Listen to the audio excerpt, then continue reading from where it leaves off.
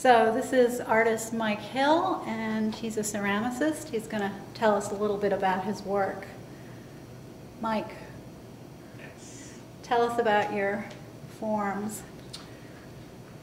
Well, these forms I've tried to have are sort of influenced loosely off of ancient Chinese forms from sort of Tang Dynasty on that were engaged in international trade a lot. Tang Dynasty traded with Europe and far away, so they influenced a lot of, and were influenced by a lot of other cultures, Islamic cultures, and other cultures in the Indian Ocean and eventually Europe. So they're sort of pretty primeval forms, and they have some sort of figural relationship.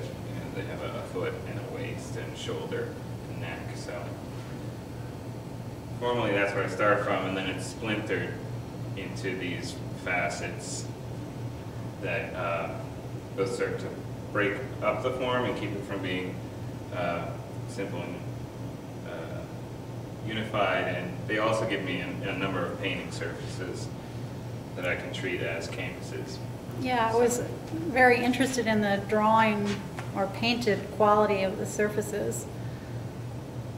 Yeah, I think that's one of the main attractions to me for working in this slab style, is that I have these things that are like canvases but different, and then they have a three-dimensional relationship, so I can treat them as they're understandable as two-dimensional images, but they have other layer of them to them. With this piece here, I have quite a number of layers in the drawing. So I slowly built this up, actually over months. I would just sort of forget about it for a while and think about it sort of on the shelf there, and come back to it. So I think 6 layers of drawing on it. Some are in the cobalt, which is very typical of old Chinese and modern Chinese porcelain work, which is the bright cobalt blue. And then this black is silkscreen images I've appropriated. And what the subject matter seems to be war-oriented. I know the titles often refer to world wars. Want to say anything about that? So this piece is titled After the Somme, and it's from, this image is from after the Battle of Somme in World War I. And it's a French officer and his dog both wearing gas masks, which is sort of indescribably absurd, tragic to me. So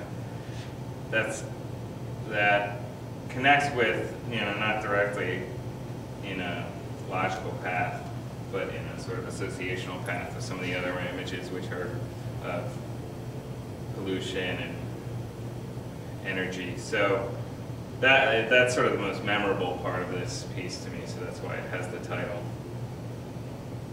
And then some of the other images are, pollution-based, or this is a neuron drawing. It's actually just one neuron from textbooks, so I tried to combine from a number of sources.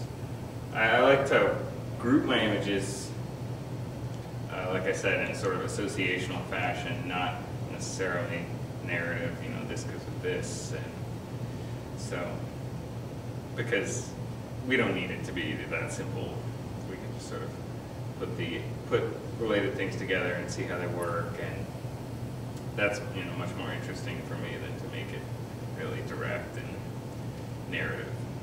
So. Good. I think that's a good spot to stop. Thank you.